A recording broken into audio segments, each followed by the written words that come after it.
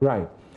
So let's listen to the NDC as led by Samuel Okudzeto Ablakwa on the NPP's achievements on its manifesto promises, and then hear a response from Kojo Opon Nkrumah.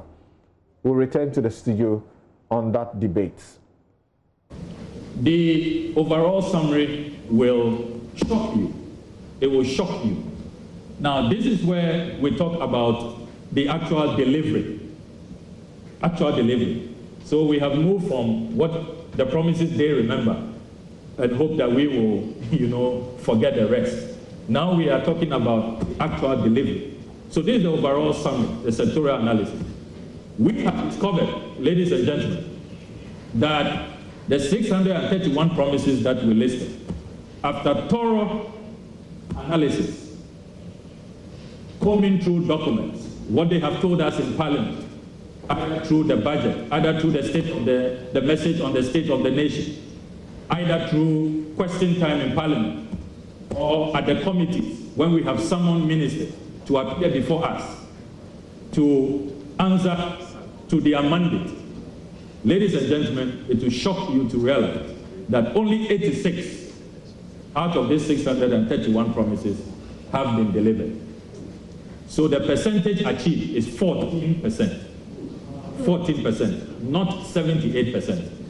And we shall prove it. In a few minutes, you will know that we are not joking at all. Agriculture, out of the 74 promises I told you earlier, only 13 have been delivered. And in subsequent slides, we shall give you a detailed breakdown. We are not just coming to give you numbers, do some quantitative analysis and leave here. No. We will give you the details, Only 18% in terms of the percentage achieved in the agri sector. Chieftaincy and culture.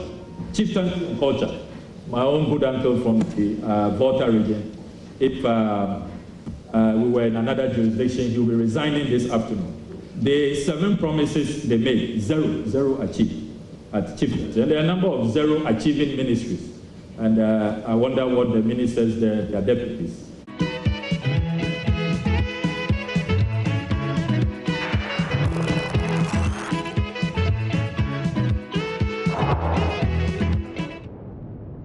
When you compare their first term record of 4 years, promises made and promises that they had completed at the end of 4 years, to where we are yet to complete our 4 years, the results are startling. May I ask my colleagues to project? We have done some work on their manifesto promises 2008 to 2012.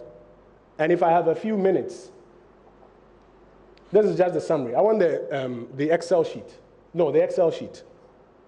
And we will give you copies, right from here. We'll give you copies. And we encourage you to ask of them if indeed these are persons who are committed to the question of delivering of promises and fulfilling of a social contract.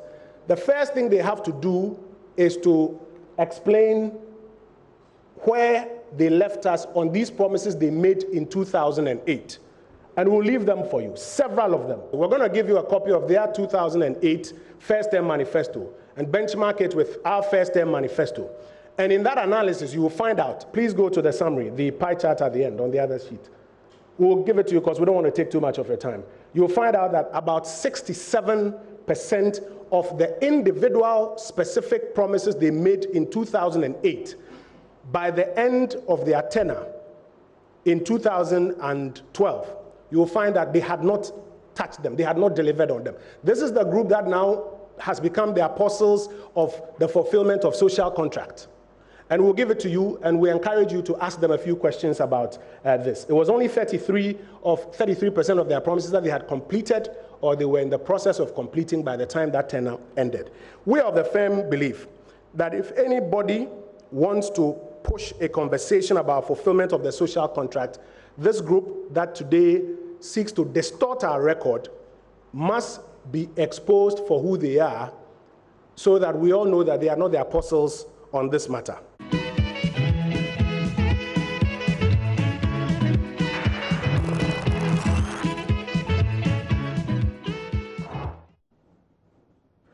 You're welcome back. Start with, there are a lot of people who are applauding this kind of exercise. Kokubako Jr., who will be on the show, who resumes on the show next week, says that this is the way to go. Rather than trade insults, this is what to do. Let's begin to scrutinize each party and how much of the manifesto promises they have fulfilled. So many people are giving you thumbs up for sitting down to do this kind of work.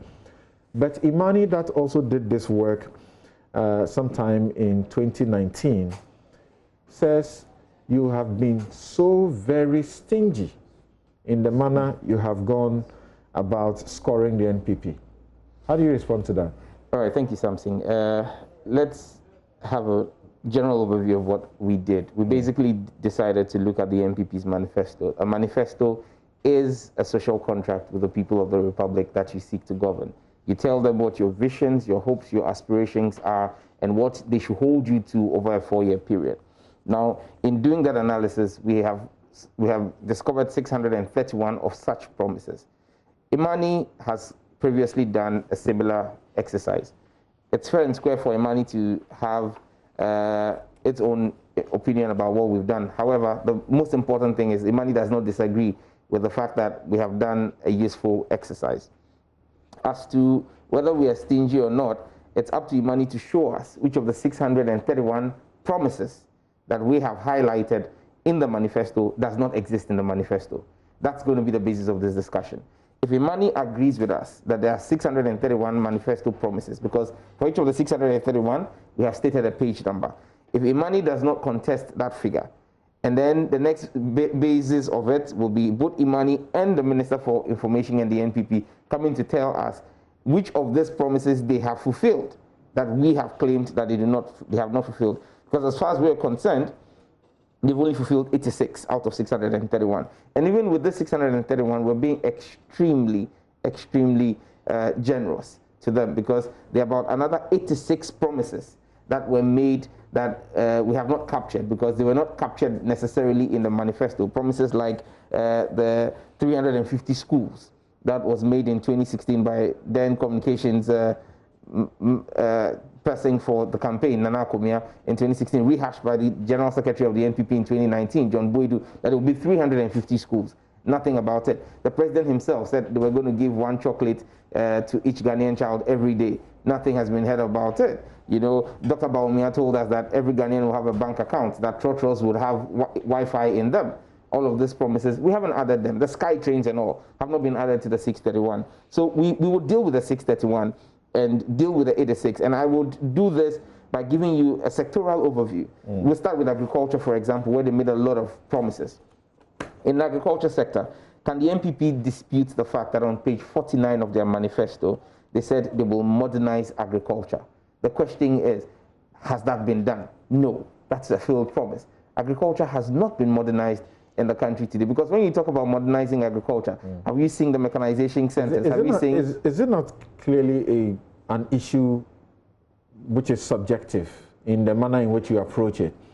Because if you look at the food for jobs, planting for food and jobs. Planting for food and jobs, they have done a lot in that respect. It is up to you now to use your subjective, from your subjective point of view, to analyze and say they have not done enough. Is that not the case? Well, something I would have been grateful if you or any other person could point out to me what they have done substantively under the planting for food and jobs. When you go and take down the names of existing farmers and farmsteads and write that down and sell fertilizer to them, how have you improved their yield? When you've not taken care of the crop losses that these farmers have been suffering over the years, you've not added mechanization to those farmsteads, what have you done for them? What have you done to modernize it? When you talk about modernizing agriculture, it is open. Everybody knows that modernizing agriculture requires machinery and technology to be put in. There's no evidence of that. How would you explain under agriculture the promise on page 50, where I quote, facilitating the provision of community-owned and managed small-scale irrigation facilities across the country, especially in northern Ghana, through the policy of one village, one dam. Samson, you come from northern Ghana. The National Communication Officer of the NDC did a visitation to northern Ghana with your reporters from multimedia and other media houses. And these dams are supposed to help small-scale farmers have access to water for irrigation in the dry season, to give them a sustainable year-long livelihood. In the dry season, the dams were empty, the dams were dry. And the response from the ministry responsible for this was that in the rainy season, the dams will hold water. What is the value of those dams? So the one village, one dam policy on page 50 of the manifesto has been a blatant failure. Again, one village, one dam will be at page 65. No, it's page 50. On page 50 of the NPP's manifesto, if you read page 50 of the NPP's manifesto also, it's there, where it says, facilitating the provision of community-owned and managed small-scale irrigation facilities across the country, especially in northern Ghana, through the policy of one village, one dam. So, it's repeated again on page 65 under the IPEP. Okay. The IPEP initiative. So your measurement to come to the conclusion they have failed to deliver on that project is that they haven't catered for the entire nation, or that these dams are small, those they have done so far are small, or that there is evidence that at least a couple of them have dried up. The promise was every village, one dam. A dam will be provided for every village, especially in northern Ghana. And don't forget, during the campaign season, I was on this network and I challenged and asked them, how many villages exist in northern Ghana? When you make such a promise, and specific to northern Ghana, have you done the homework to know how many villages exist? How many of them will need a dam? How many already have existing dams? Nobody gave us an answer. So today, when we are holding you to strict proof and performance, and we visited several of these dams, I'm yet to see a dam that has held water in the dry season. But when the NDC says we have visited several dams, yes, when we know that they probably have been to one or two. Not one or two, we visited several. Where they showed us some pictures of, where they sat and showed us pictures. Yes. Will it not be the best to tell us that we visited this specific number of dams? That's information the NDC has put out already. Where the government says it has finished the project, and yet the project is not finished. All the locations all the locations that the National Communication Officer Sami Jemfi visited with cameramen from multimedia and other media houses had been cited as completed dam sites. And that's why the response from the Ministry of Special Initiatives and the Ministry of Agric was that those dams will hold water in the rainy season and not in the dry season. So these were claims that they had been completed. This was on the back of the claim by Dr. Baumia that they had completed and delivered on the promise of one village, one dam. In fact, checking that, we realized that the locations they pointed out as having completed, those dams are not holding water. And even if you want to do this rationalization, you also admit that we have areas where these dams or dugouts have been made, and they have been excited about it and have commended the government for a good job done. I would love for you to give me an example. And their hope in the Wa area in the Upper West region, yes, we have had some of these reports, and their hope had been that if it is replicated in the manner that was promised, then we'll be heading towards the industrialization that the president has been preaching. Well, Samson, that would be an over-the-top generous approach to take. A promise was made. A pledge was made to the Ghanaian people, especially the people of northern Ghana. We would give every village a dam. You cited one example out of over 6,500 villages in the northern part of Ghana. At our last check, over 6,500 villages. You're giving me one example. That in itself is a clear-cut example of failure. And even if we want to do that, on page 55. But don't you also think that the best approach to this is to give the specific number of dams or dugouts done so far? They said they were going to complete, is it 200 or so? Dr. Bamia had given a certain number, and then the minister responsible for that had also come to take away about 50 of that number. So if you wanted to have the empirical evidence, why don't you visit all these places where they said they have done them, and then bring the evidence to show? So we know whether you are talking of quantity or complete non-existence or quality. Samson, if I remember Dr. Baumia's comments, he spoke about constructing about 200 of these dams. You're from northern Ghana. I think 250 or yes, so. Okay, fine. Yeah. Let's even say 500. You're from northern Ghana. Do you want to tell me that there are only 500 villages in northern Ghana? What was the specific promise? One village, one dam. So even if you use 500. Okay, so for those of you watching on TV, one of the areas where the NDC group had visited and where reporters had captured the dam projects and which appeared, you know, to not match up to what was being said. Right. So you see, the point I'm making here is a specific promise. We're holding people accountable to their promises. You should, and I believe that the media and academia and the Ghanaian people have a right and a responsibility to hold us to strict performance of our promises. When you allow politicians change and shift the goalpost as and when it will suit their purposes, the Ghanaian people are worse off. That's the same way on page 55 of the NPP's manifesto. They make a pledge to restore the Kole Lagoon. So what I ask, is it too much to require that of you so that you are specific? I'm grateful. You have NDC is a very big party, sure. A mass party all over the country. Sure. You have officers in almost every village. Absolutely. Is it that difficult to get your officers to help you to be able to say that this village you say there is a dam, there is none. This village you say there's a dam of this size, it's not correct. What you have there is a small dugout, something like that. I am excited that Samson, yourself, a respected journalist, and several other journalists want to hold the NDC to a high standard of accountability. I believe that this promise was made by the NPP. We should also be asking the NPP who made the promise to give us a list. Up till now, the NPP has been unable, 3.5 years into government, to give you a list of the completed dams. Our team, led by the Honorable Okujeto Ablakwa, that worked on these manifesto promises in reaching the conclusion that there has been failure, had leveraged on the presence of the party in many of these villages in northern Ghana. And the report we have is that these dams do not exist. It is up to those who are paid with the taxpayers' money for making this promise and being given the mandate to fulfill this promise to come back to you and myself and the Ghanaian people and account to us. As the NDC will continue to hold them to the torch of accountability. Just like as I said, on page 55, here in Accra, not far from here, the Kole Lagoon is there. A pledge and a promise was made that they will restore the Kole Lagoon and reintroduce fish stock into it. I'm wondering what kind of fish stock we will see there. Again, on page 54, they spoke about eliminating import duty for fishing equipment like nets and outboard motors. My constituents in my constituency are still struggling with buying outboard motors because of the price of it.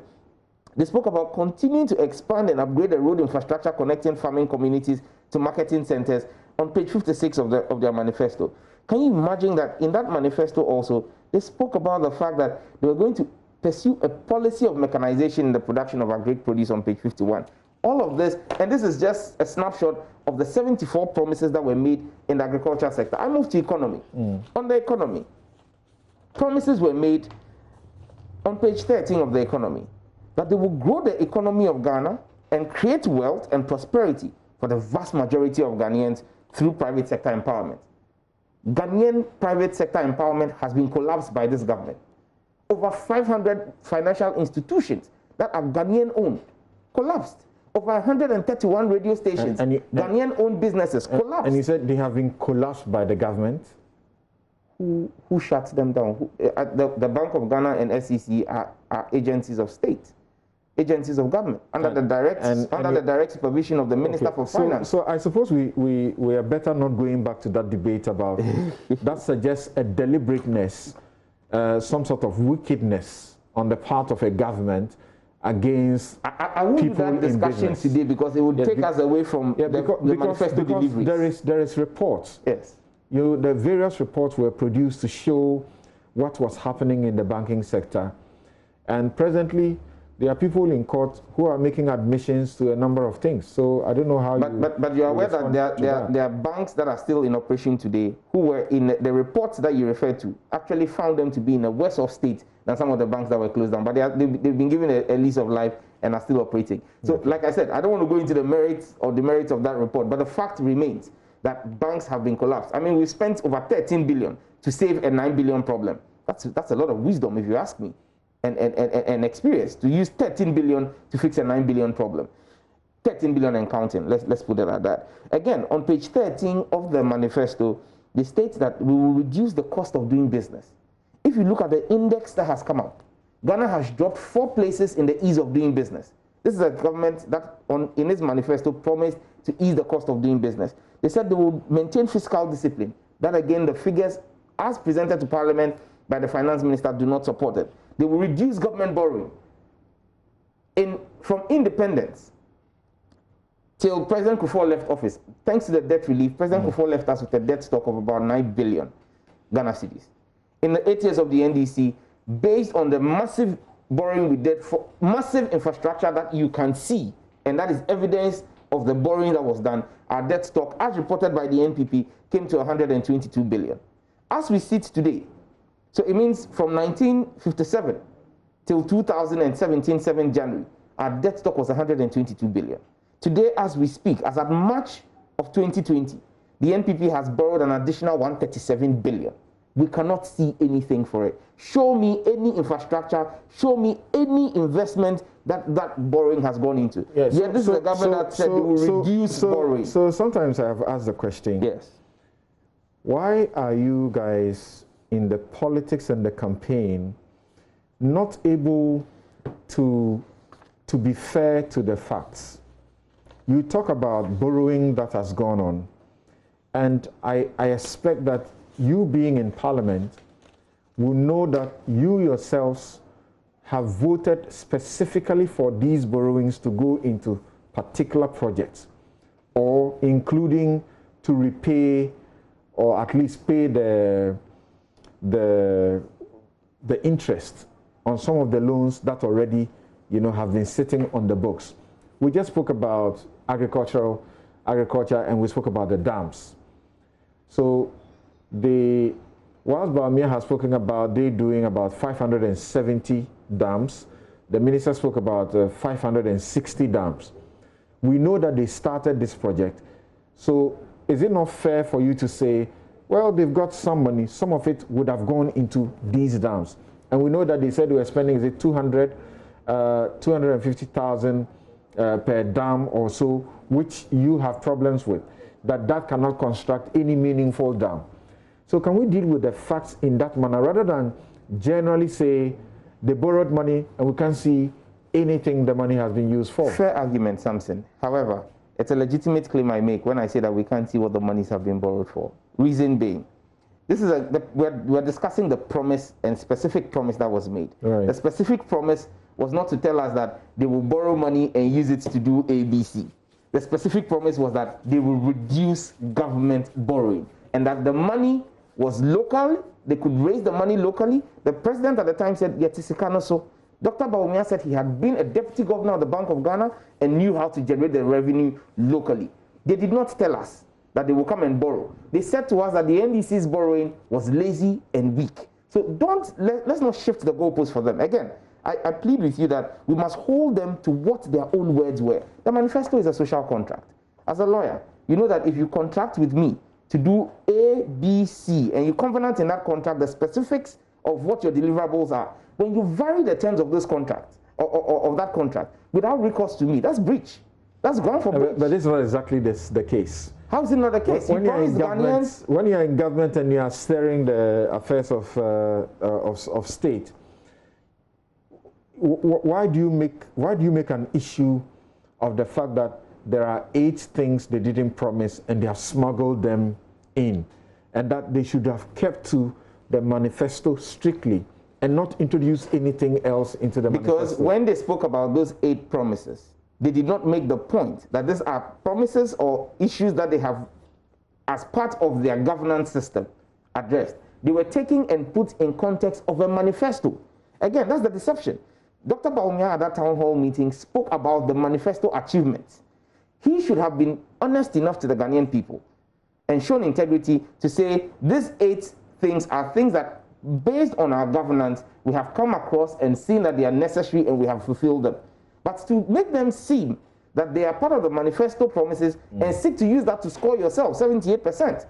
It's as though you go to write an exam, the examiner has given you questions, you come with your own questions, answer in a supplementary sheet and expect that that should be used to grade you. So don't... one of the promises you say they have failed, yes, and you know legal things catch my attention, is that they had promised that they will make corruption an expensive enterprise by way of the punishment.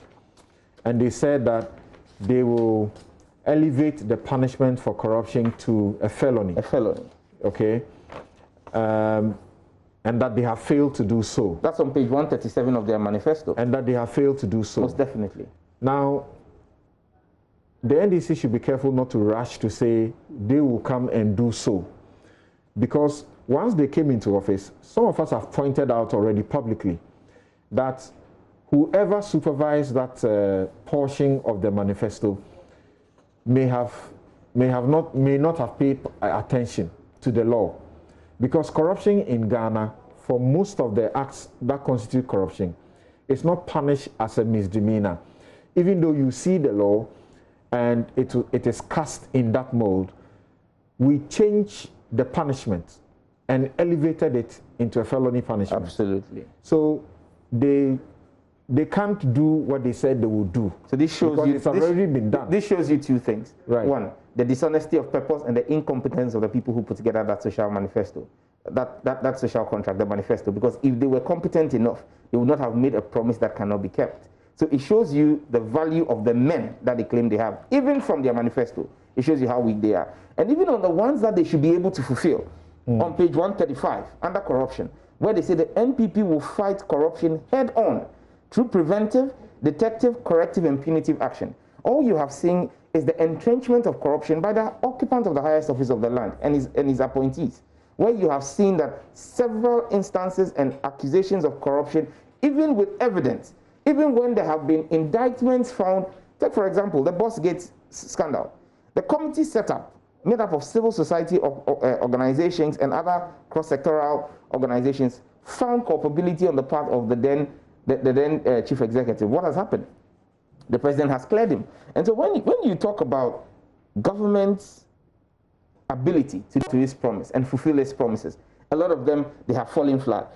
You look at a sector, for example, where they say that the Zongo Development Fund, again, it was one of the big selling points of their manifesto. Talk about the Zangos and what they would do in the Zangos. They talked about using the Zongo Development Fund on page 67 to educate and train people within the Zangos. You have not seen any of that. When they talk about... Did you say you have not seen any of that? Point out to me. Have you followed the Minister Mustafa Hamid, and have you seen the developments or the things that are being done? For example, upgrading and providing for... AstroTurfs? Yes, they are doing that.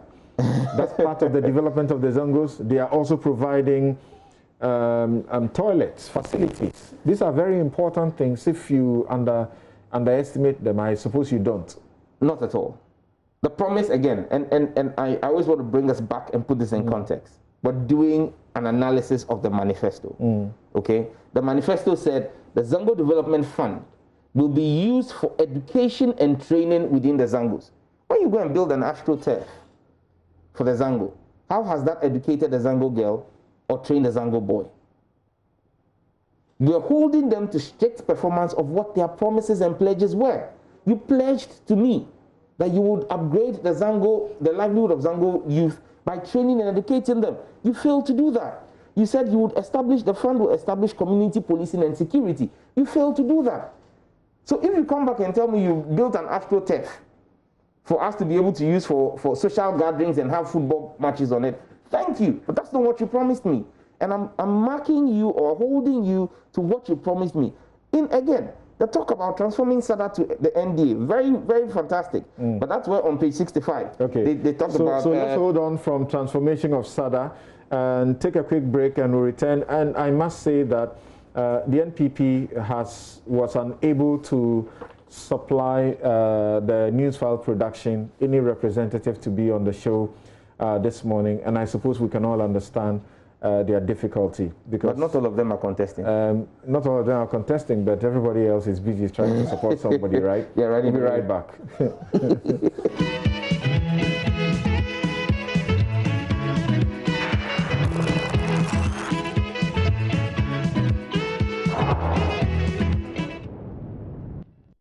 You're welcome back. This is NewsFile. It's your most authoritative news analysis platform, and here on NewsFile, we put Ghana first.